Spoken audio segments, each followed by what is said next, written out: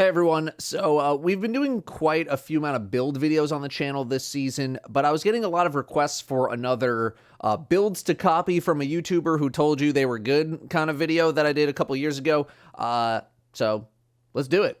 If you haven't been paying attention to much of the builds that I've been dropping on the channel over the course of Renegades, then this is going to be a great video for you to just get a whole bunch of builds at once. But a good chunk of these builds have been featured in some way or another on the channel. So think of this as a recap or an all-in-one summary of all the stuff that I've been dropping on the channel and all the stuff that I've been running during this season and will be continuing to run during the season. Many of these builds will be totally usable after the season is over. So, keep them around unless, they get nerfed. I'm also going to dive into some build content after the mid-season update if there's anything to discuss. Any builds that I have featured on the channel here, I'm going to link in the description as well in case you want a more in-depth breakdown of what we're going to be going over here. I've also linked all the builds that I have discussed on the channel in the description in case you want more of a breakdown on a particular build.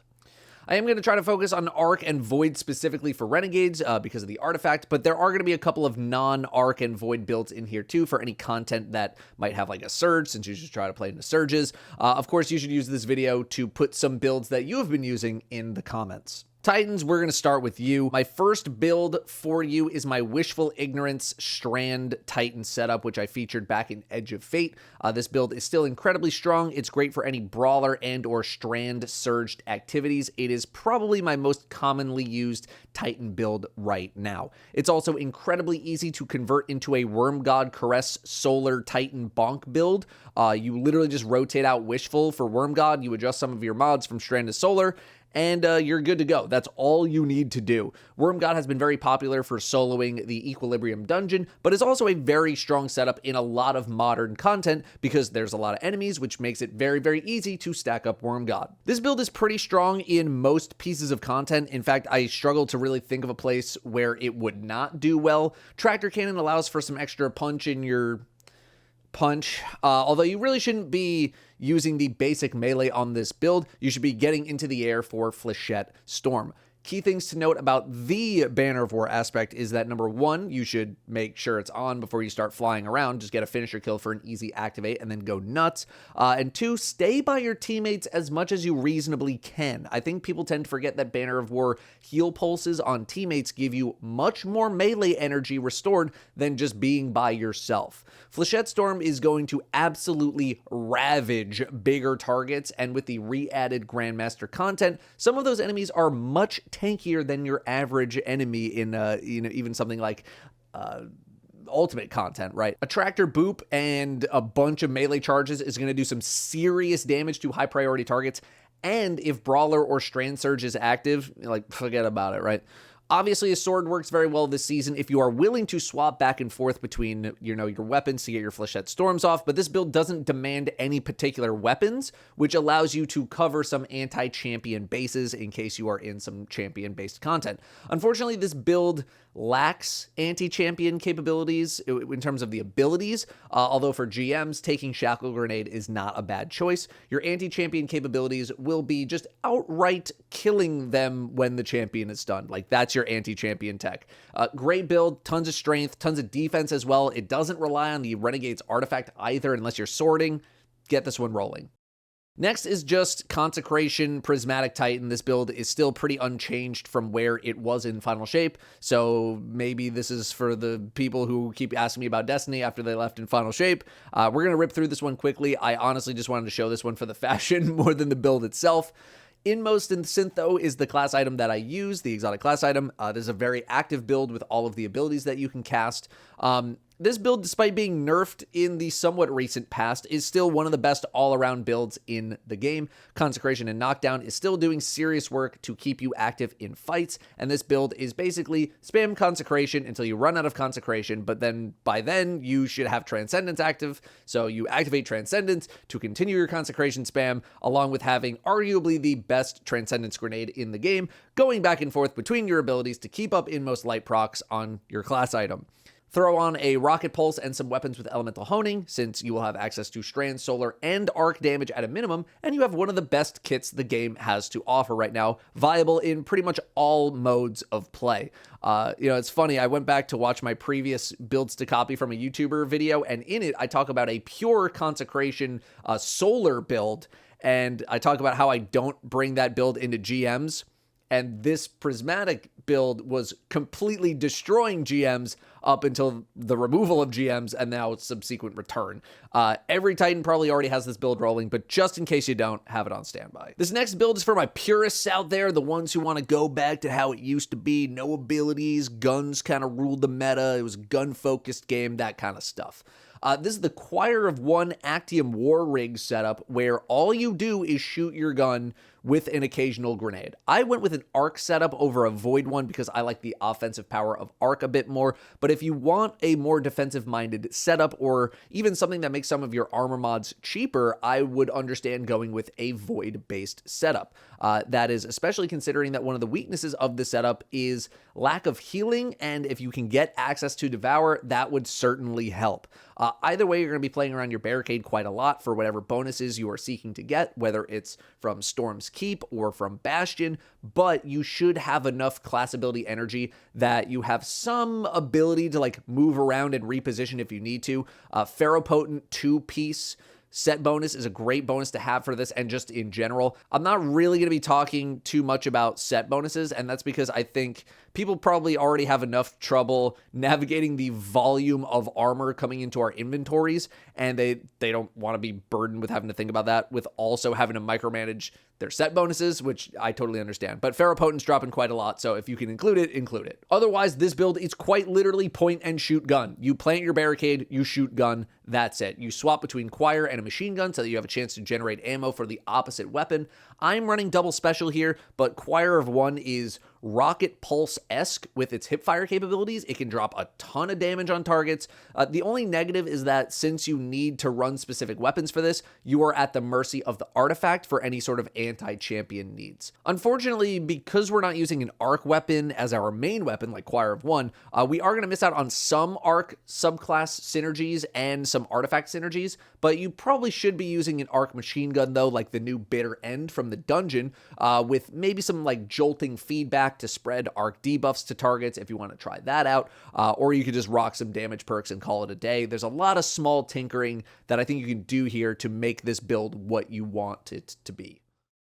I talked about Void Titan a little bit at the beginning of the season and how I felt it was pretty fun, but I think some of the luster of it has worn off now that Lawless Frontiers has been a little more figured out. It's still pretty good if you're looking to play the role of the Protector. It's all about spamming your Sentinel Shield. You're basically an orb printer, protecting your teammates, giving them overshields, giving them damage buffs with your banner, your shield banner, all that kind of stuff. If you want to play very defensive, I think it's a fun setup to spam. But outside of Lawless Frontiers, I haven't been playing it as much, and in general, I haven't been really playing it as much. I am also working on a Stronghold Titan build video, mainly because I'm incredibly pissed off about how the average Titan uses Stronghold, but we're going to cover that topic pretty soon. Obviously, it's a great season to be using Stronghold because of all the sword bonuses and the artifact, but it makes me mad.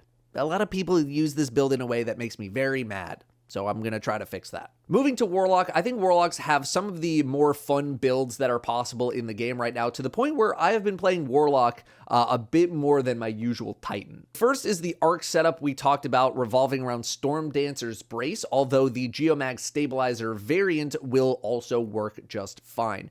Every Warlock should have some kind of an Arc subclass setup. Arc Warlock continues to be insanely strong, and in my opinion, one of the most fun and active builds in the game.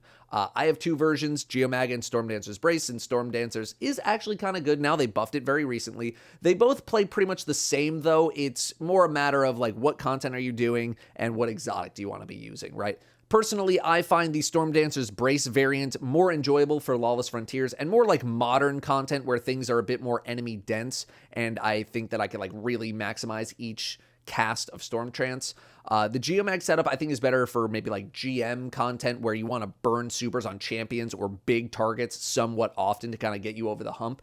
Granted, there are a ton of bigger targets in Lawless Frontiers when you get to the back half, but Stormtrance has a bit of an easier time with multi-target and like building itself up where it can actually be some level of a contributor on these higher health targets. Either way, the goal is to just load up on your arc weapons. I still really like Delicate Tomb for reference. I think it's a great weapon. And just build up your Ionic Sentry as many times as possible to blind targets, create tons of Ionic Traces for more ability usage, and spam your super. It is a higher APM build, actions per minute build, than I would say the average build is. So it's for the people who really like pushing a lot of buttons, lots of procs, lots of abilities. There's always something that you can be doing. You are a bit fragile, and getting the engine back rolling up if you died and you don't have any abilities, it kind of sucks a little bit, but, you know, hopefully Amplified helps with your fragility a little bit, and then, you know, if you really want, you could use like a Revitalize Renegade ability in Lawless Frontiers, and you'll be up and running in no time. Next is just a refresher of good old Prismatic Getaway Artist. This build has not only remained incredibly strong since Final Shape, it has only gotten better and remains one of the best all-around builds in the game. I stopped running this build because it was too good and it just got a bit boring. Half of the build plays itself when you consume your grenade, getting a Bleak Watcher turret and an Arc Buddy, and now Arc Buddies apply Jolt with Facet of Dominance, which is a newer interaction. So now you're getting Jolt on top of that, and especially this season with all the, you know, arc debuff things and the artifact, it's crazy. The setup that I run is with Song of Flame so that I can ping pong between being Transcendent and being in Song of Flame, right? Like you pop Transcendence and then you pop Song, and then by the time you're out of Song, you'll probably have another Transcendence again, and then when you're out of that, you're probably pretty close to another Song of Flame, right? You have a freezing turret going automatically. You have your Arc Buddy jolting everything automatically, which is synergizing with the artifact, and then Devour keeps you topped up as well to make sure you're spamming grenades. You're doing Arc, Stasis, and Void damage by default if you include Transcendence, so you just need to pepper in Solar and Strand in there to complete the Elemental Honing Pentfecta. I don't know if that's a word. If you want to do that, although you technically have Solar through Song of Flame. There's no set weapon build for the setup either. You can technically run whatever you want here. I have mainly been running this setup in the dungeon. That's why I have Wolfsbane on with like Solar Surges and all that. Spec this however you want to, though. Not only is this a great build, it's a great build for people who are just not the greatest of button pushers, as the main thing you do here is just hold your grenade until it's consumed, and then you just run around and shoot your guns. It's lower APM than, you know, some of the other builds that I'm going to be discussing. Arguably, this build is better than all of them, though. It's great for beginners. It's good for elitists. It's good for everyone. Finally, the Strand Support Warlock build we discussed very recently is one of the highest action per minute builds I think I've ever discussed. This build is for people who want to be able to make a lot of different decisions and push a lot of buttons.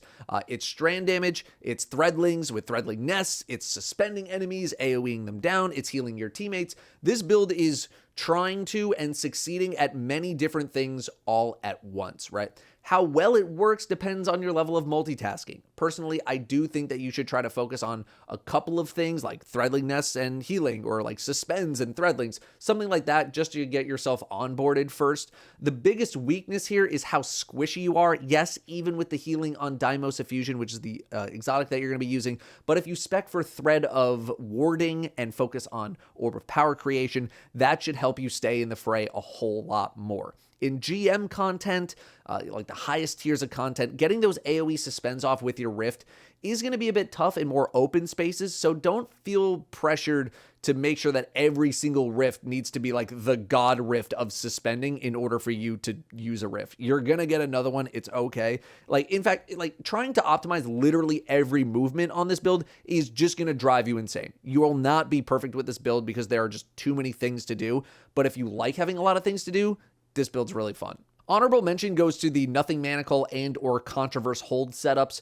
Controverse Hold is currently chunking the dungeon bosses for massive damage with Magnetic Grenade, and Nothing Manacles got improved with Scatter Grenades in an update from a little while ago. I still also have my Briarbind set up with Touch of Malice from the last video that I did. I still keep it around because Briarbinds also got buffed up, and I just like that I have a build that incorporates Touch of Malice after basically never using it outside of King's Fall and D1.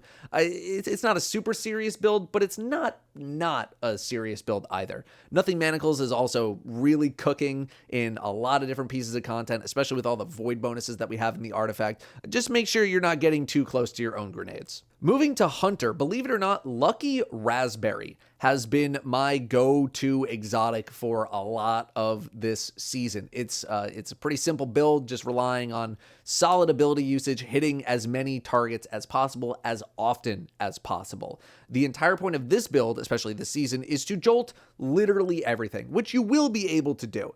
Any sort of Arc Surge or Grenadier Day is going to be a bonus for you on top of that. Arc Bolts are going to be jolting everything that they hit. You finally get to use Tempest Strike on Arc, which has been getting incorporated a bit more recently into a bunch more builds.